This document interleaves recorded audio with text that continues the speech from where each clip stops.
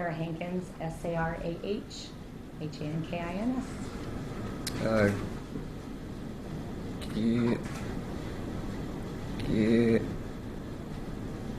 Hankins, Gagehankins.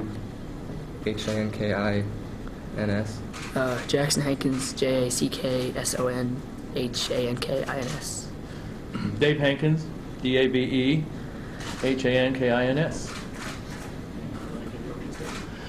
Good afternoon. Thank you all for coming and being respectful and giving our family privacy and going through the proper channels of communication during this tragedy.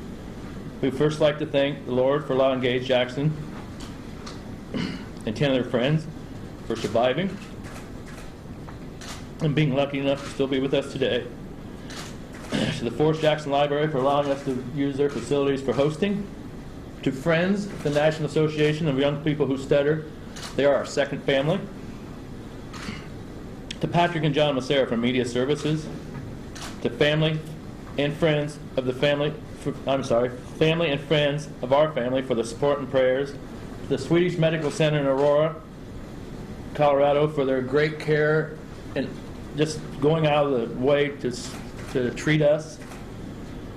And all others who have shown support. We would also like to make known that the families of the other victims are forever in our prayers. The events of Friday, July 20th, 2012 will forever be a part of our family's life. We can now only hope to turn this tragedy into a positive in whatever way we can and try to move on. We'd also like to remind everyone that life can be taken or changed in a moment, and everyone should live their lives in the fullest. Thank you.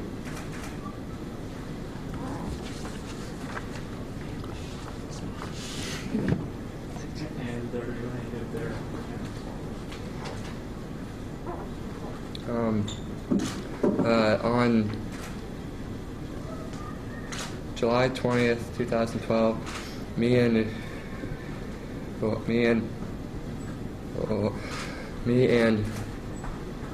11 others from friends decided that we were gonna go see the new Batman movie, but little did we know that that night would change our lives. We left our hotel at about 10:15 and got to the movies at about 10:30, 10:45. We sat in the theater, talking and having fun until the movie started. Then about 20 minutes into the movie, almost 12:30, there's a part in the movie where there were gunshots, and we heard this hissing noise, saw smoke, and heard a loud bang and just a lot of popping noises, and at the time we just thought it was part of the movie, and there were just special effects in the theater. But then a few seconds after it happened, I felt pressure on my arm, and it just got really warm, and I looked down and I saw a hole and blood, and I didn't know what was happening. I stood up and screamed, and then a friend that was sitting in front of me turned and saw it, and he realized faster than I did that he had to get me out of there as fast as possible. so he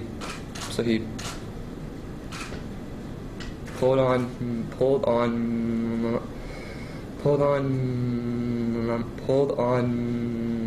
my shirt and proceeded to take me out of the theater. It wasn't until we got out into the lobby is when it finally hit me. This is bad. This is real.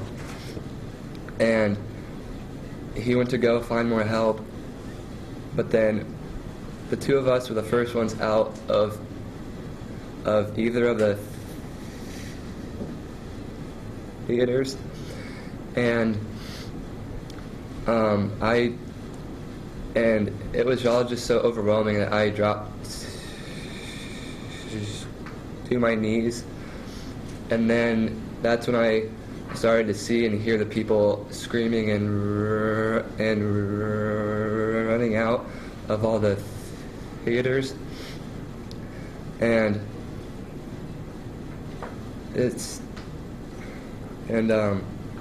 that was when the other people from our group got out after we did, and two of them helped me outside, and I get outside, I sit on the sidewalk against the wall, and this kid that I don't even know, he comes up, he sees my arm, and he starts to put pressure on it to try and stop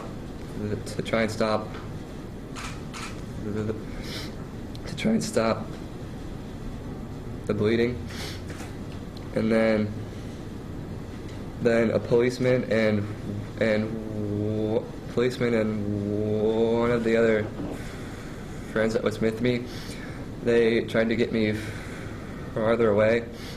They took me and sat me on a curb, probably 100 feet away from the theater, and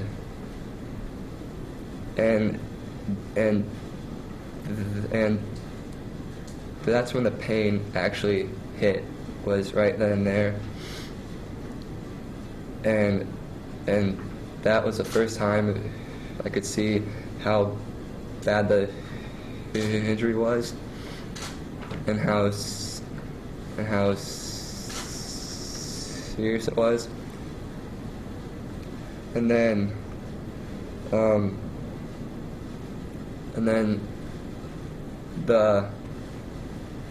some of the policemen and EMTs were trying to get me into an ambulance, but I kept telling them to help the people that were worse off than I was, because for me it was just an arm. There were people that got shot in the face, in the side, in the neck. This is just an arm. They'll be fine. Go help them. And then, to me, what seemed like 15 or 20 minutes after it happened, I guess the time we finally left the theater and I was being taken to the hospital, it was almost an hour after the shooting first started.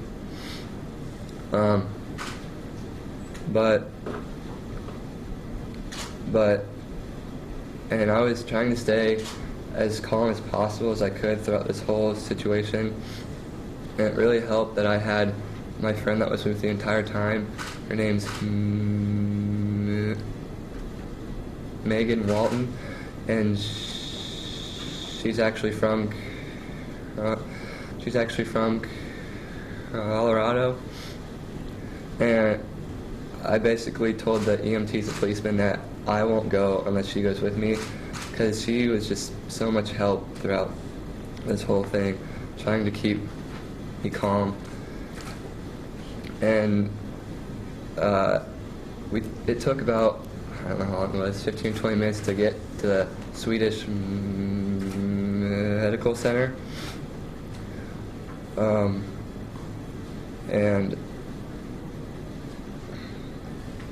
And that was when we went to the hospital, and they told us about, or they briefed us on what kind of situation this was. Mine was the same. up until he got shot. Two of our friends took him out in the hallway, and I thought he was just going to get cleaned up and he was going to be fine because I didn't know what he got hit with. And after when they left, we heard more of them, and we just decided to get the heck out of there. And we were the only ones in that theater to leave until everything bad happened. And once we got out there, we all went to our cars. I had one of my friends call my mom and just tell her what happened, and we were all right and everything, and Gage is going to the hospital. But it was just beyond words of what happened that night. It's crazy. I got a phone call that a parent never wants to get. At 12:42, my cell phone rang, and it came up that it was Jackson's phone. Our friend Steve was trying to tell me that there was a shooting at the movie theater, that Gage had been hit in his arm, and that Jackson was okay, that everyone else was on the way back.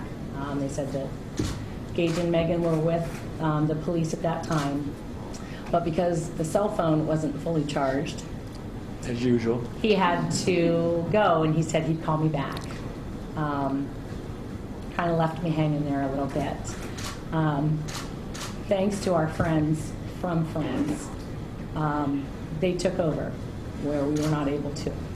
They got us transportation, they got us in the right direction, they got us the information on what hospital he was at. We didn't even know, obviously not being from Colorado, had no idea where to go.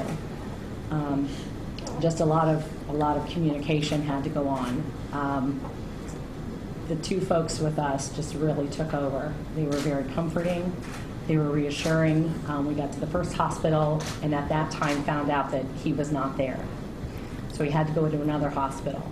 Our driver, which happens to be Megan's sister, very quickly explained, this is a good thing he's not here, because we're at a Trauma 1 hospital, and the fact that he was at a Trauma 2 meant that he wasn't as critical.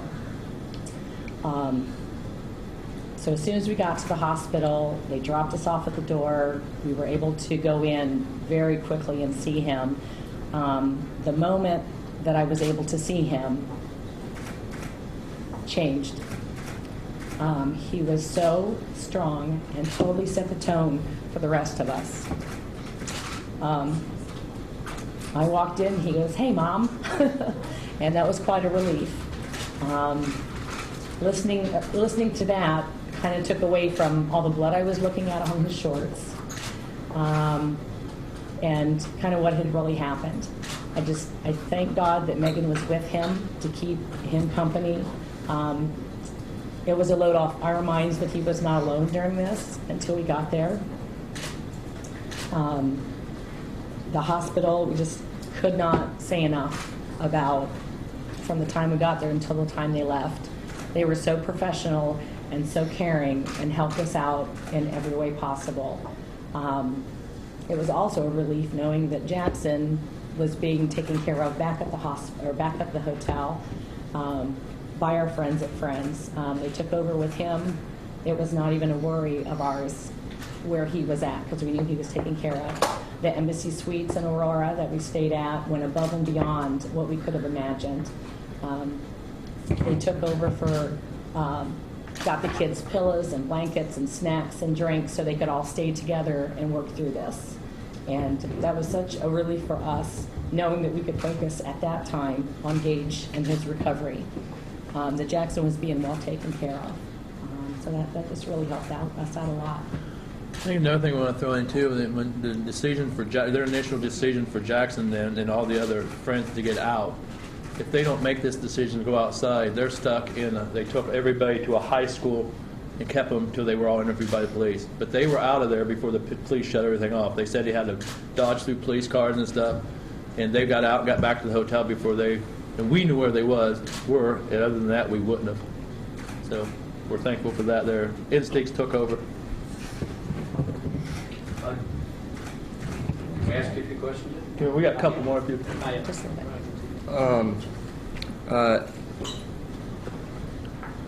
At the hospital, we were talking to the doctor and the surgeon, and he, his feeling was that he would like to get the 3 pieces of shrapnel that were in my arm out as quickly as possible, because he said at worst case scenario I would lose my arm.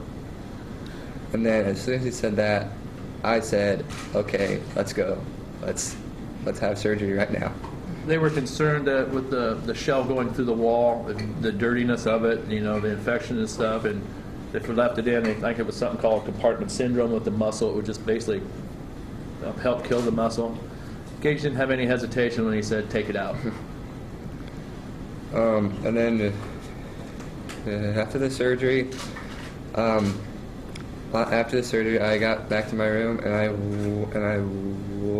I woke up, and really the only feeling that I had was that my arm was really, really sore, and I really couldn't move it a whole lot. And then after a while, the surgeon came in and asked me how I felt, and he said that I'd be able to have full range of motion with still some pain, about 3 to 4 weeks. And I was just ready to get out of the hospital and go see the people at Friends, because I didn't know how anyone else at the theater or anyone else at the hotel, how they were feeling or what they were like. So we finally got to leave the hospital at about 5:30